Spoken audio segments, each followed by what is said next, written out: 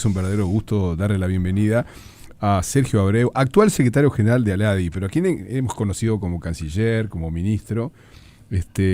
Con cicatrices hasta en el pelo. Como y no tocamos el tema música. No, pero también se pero puede. Pero se puede, ¿no? La guitarra está ahí siempre. Ah, sí, eso sí. Con la bienvenido, también, Sergio, bienvenido. Músicos también, así que por favor. Bienvenido. Un gusto estar, Aldo, con ustedes, como siempre. Que esté con nosotros, actualmente secretario general de ALADI. ¿Cuánto hace que ya está en ALADI? Bueno, estuve 3 años, sí. Ya estaba en el Senado, fui electo secretario general de ALADI, son 13 países. Sí. 13 países en los que está México, bueno, toda Sudamérica, Cuba, Panamá, es decir, hay cierta diferencia. 13 países, fui electo 3 años y fui reelecto 3 años más. Es un foro de negociación pura. Eso es lo que a veces es muy difícil de. Claro, uno se pregunta, explicar. porque hoy por hoy hablamos de Unión Europea, Mercosur, bloque regional, esto, lo otro, y ALADI, ¿qué rol está desempeñando en todo esto? ALADI es el foro de negociación donde los países negocian, es decir, asumen normas, hacen acuerdos de alcance parcial, es decir, bilaterales, trilaterales. Por ejemplo, Mercosur es un acuerdo dentro del ALADI. El cupo andino es dentro del ALADI, porque les permiten hacer acuerdos entre 2 o 3 países sin hacer entre todos. Entonces, es el foro negociador nato, por decir así. El otro es Centroamérica y el otro es Caribe, estos 3. Los demás organismos internacionales, la CEPAL, la CELAC, CELA y todo lo demás, son de otra naturaleza. Foro negociador. Aquí se negocian todos los aspectos comerciales que tienen que ver con aranceles, restricciones no arancelarias, facilitación de comercio, bueno, infraestructura física, se va, digamos, eso que a veces no se entiende, no tiene, y eso es muy importante, no tiene naturaleza política e ideológica. Hay solo aspectos comerciales.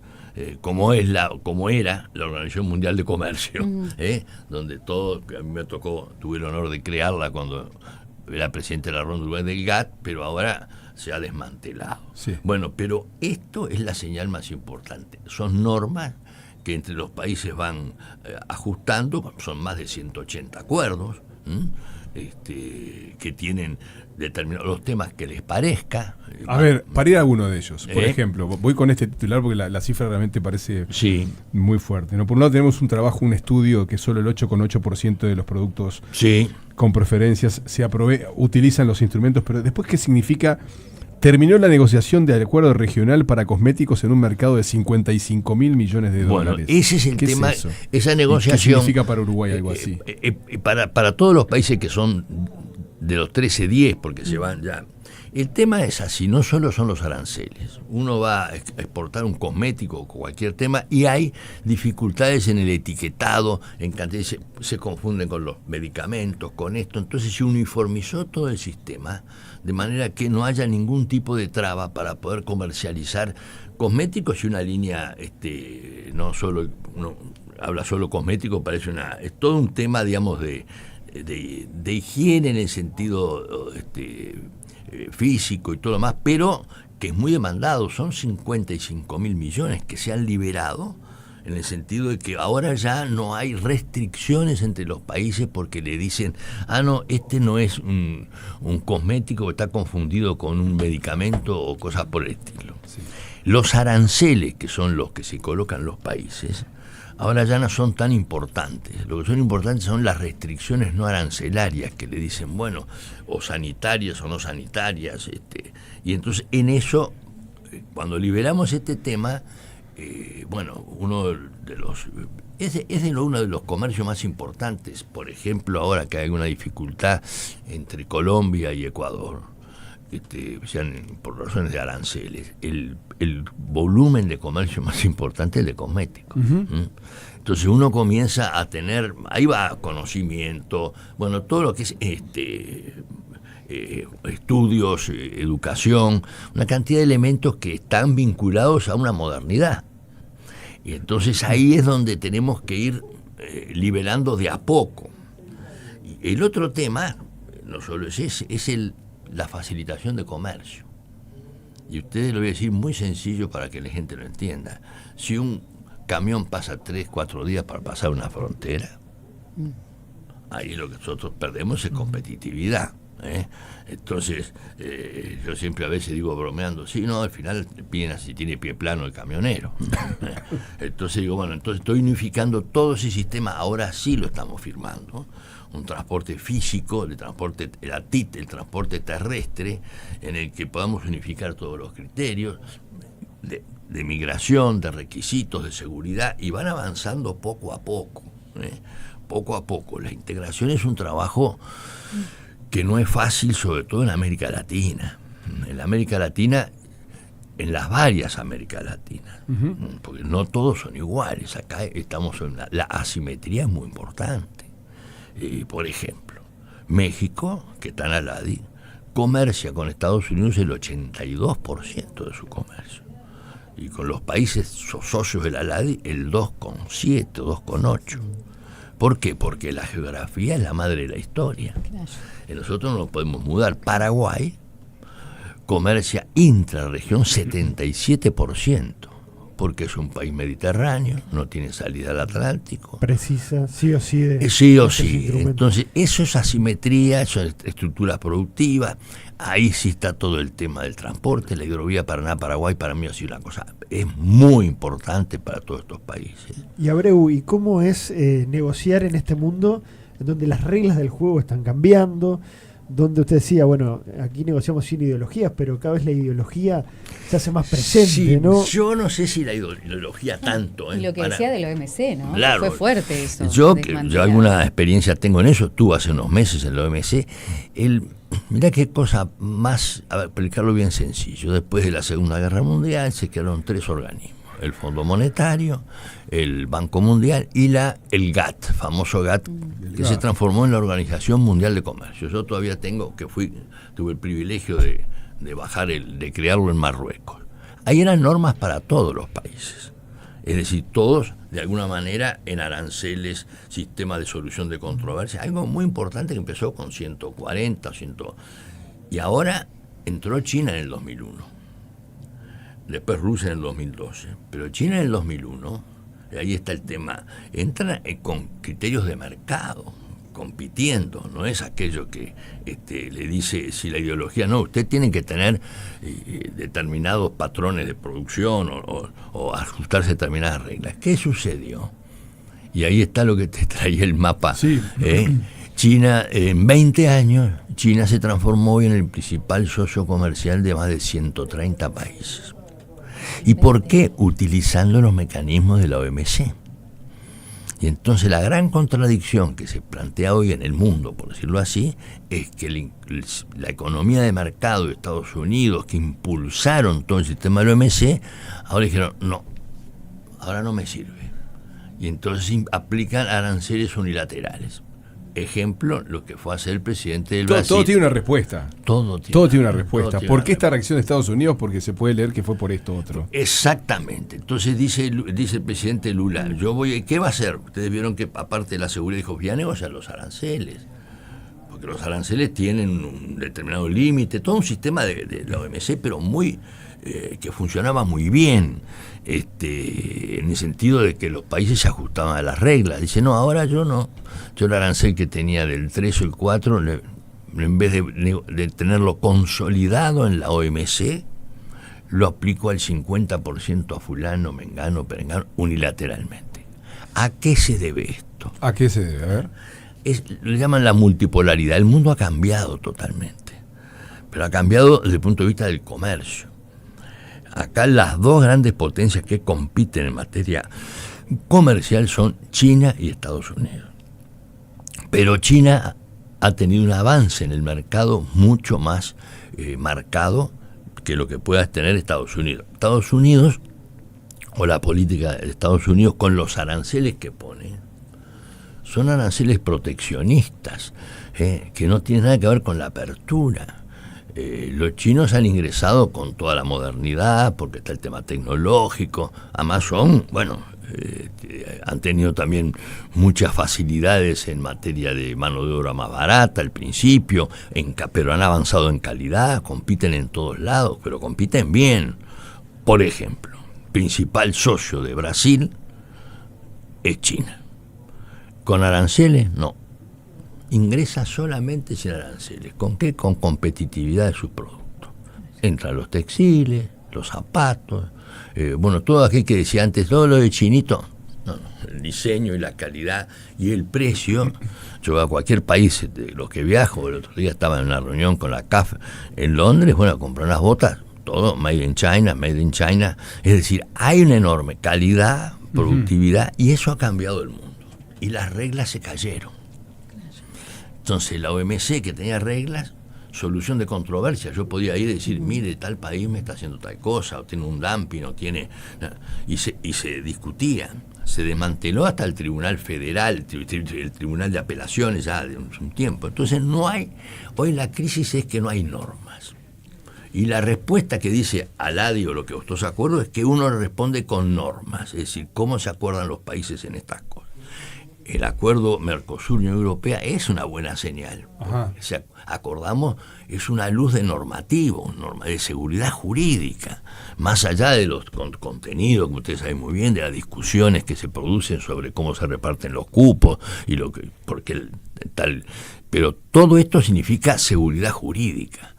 En el mundo donde la norma se cae y el derecho se cae, los países pequeños no tienen otra protección que el derecho. Uruguay necesita eso. Claro, el escudo del Uruguay y de economías chicas es que se respete la norma.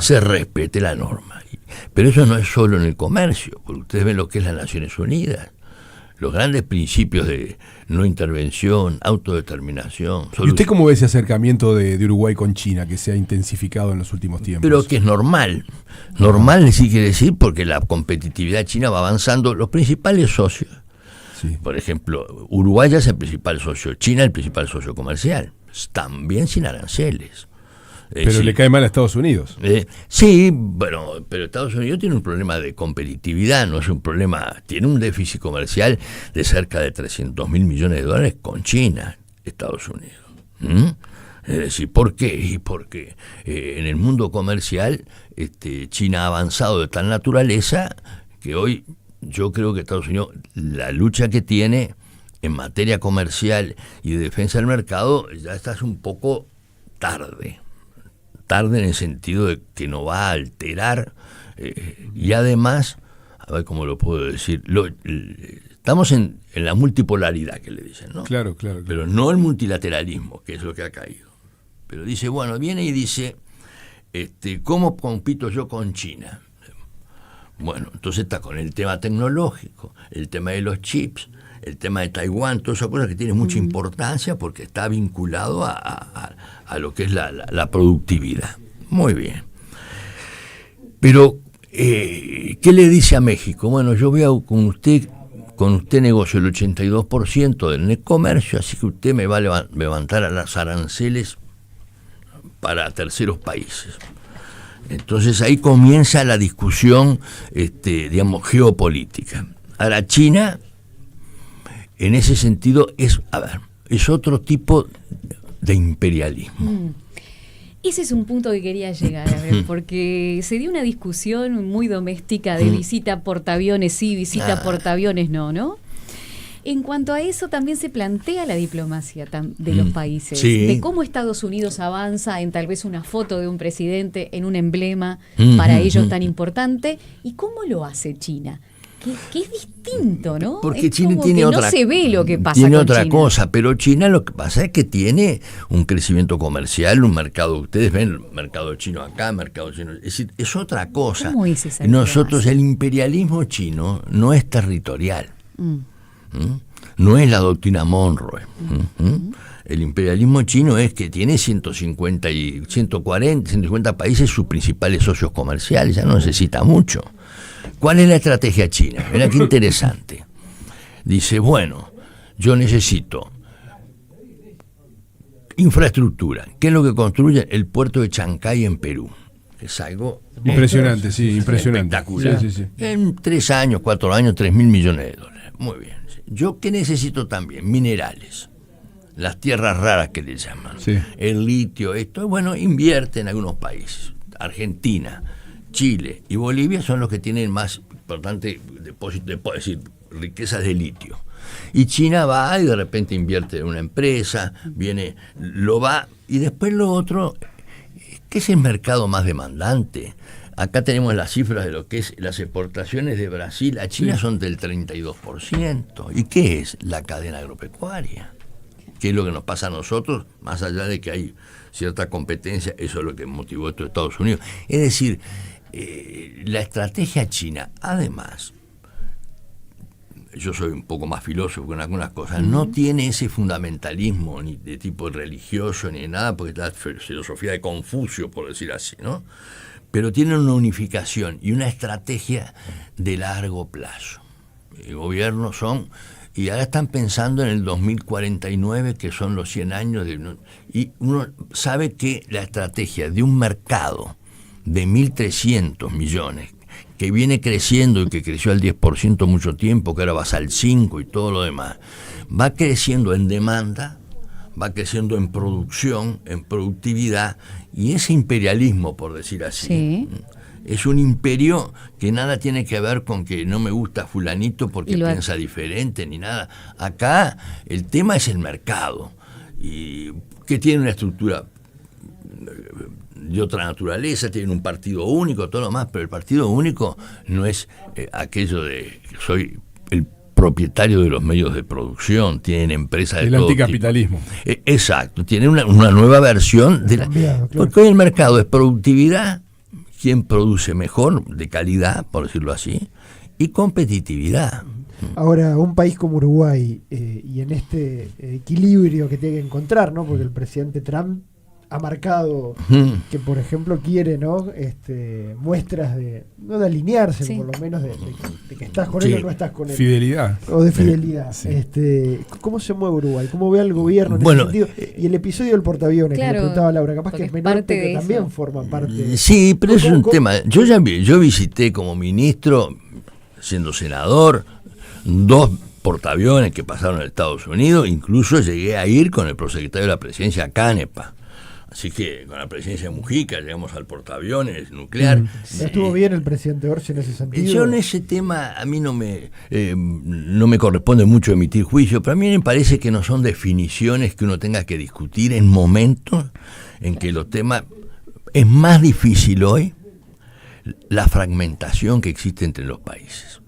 Los presidentes antes intercambiaban objetivos, ahora intercambian adjetivos. Entonces se enojan, fulano, mental. El problema en términos objetivos, digo, esto de China ayuda, se está pensando en nuestra región los problemas del siglo XXI con la cabeza del siglo XX. Entonces, digo, alineamiento, ¿qué nos vamos a alinear? Con este y con el otro, se andan por el mundo ahí sin normas y sin reglas. Tendríamos que apostar a la seguridad jurídica, a tener una estrategia a mediano plazo. En nuestros países, digo, una coordinación de los organismos del Estado, en negociaciones, en estrategia, en general, porque muchos países, uno le dice, y la Oficina de Comercio Exterior, bueno, depende de otro ministerio, y dígame, y la aduana es de otro, y hay más dificultades internas de carácter burocrático que de carácter ideológico. Que ideológico tampoco estamos en eso ya, porque son todas distintas. Chile exporta el Producto Bruto Uruguayo en cobre. ¿A dónde? A China. Claro. Y entonces uno dice, ¿y dónde? Entonces empiezan a decir, este es de derecha, de izquierda.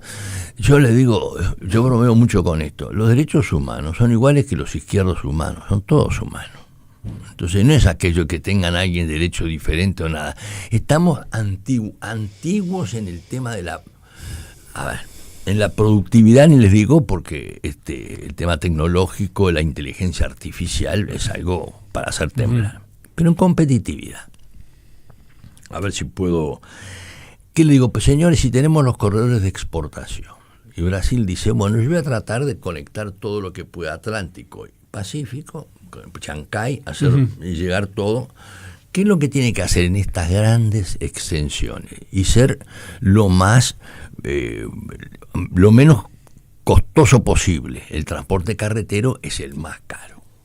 Entonces yo le digo, bueno, muy bien, acá tenemos la hidrovía, esto es increíble, ¿no? Porque yo lo firmé, la hidrovía Paraná-Paraguay. la segunda flota mundial de barcazas, y tenemos dificultades todavía para entendernos en los temas de gobierno, bueno, los peajes, todo lo demás, y muchos aspectos. Pero crece y crece porque el transporte fluvial es el más barato de todos. Claro. Entonces están en 50. Y ahora Brasil, miren qué cosa más interesante esto. Mato Grosso, los dos Mato Grossos, producen en cereales más que toda la Argentina. ¿Por dónde la tienen que sacar todo esto? Y por la hidrovía, porque es el transporte más barato.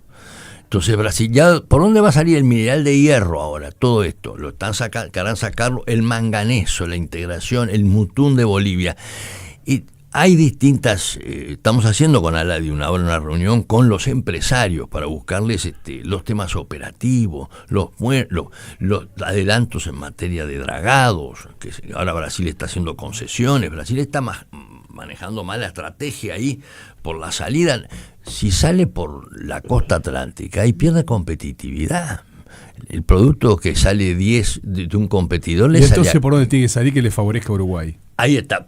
Al Uruguay le favorece ser siempre un país bisagra. Sí. Claro. Y la política de los meridianos, que somos nosotros. Es decir, está la política de los paralelos, los meridianos, esta hidrovía. Nueva Palmira, el tema de los puertos es muy importante. Y nada es por casualidad. Todos los conflictos que tuvimos, que ustedes saben, históricos y todo lo demás, son a veces como la fábrica de celulosa, con el tema famoso del bloqueo de los puentes, son todos temas estratégicos políticos. Están vinculados a intereses, no están vinculados a ideología. Claro. Entonces la asimetría juega algo muy importante. El Uruguay no se puede mudar.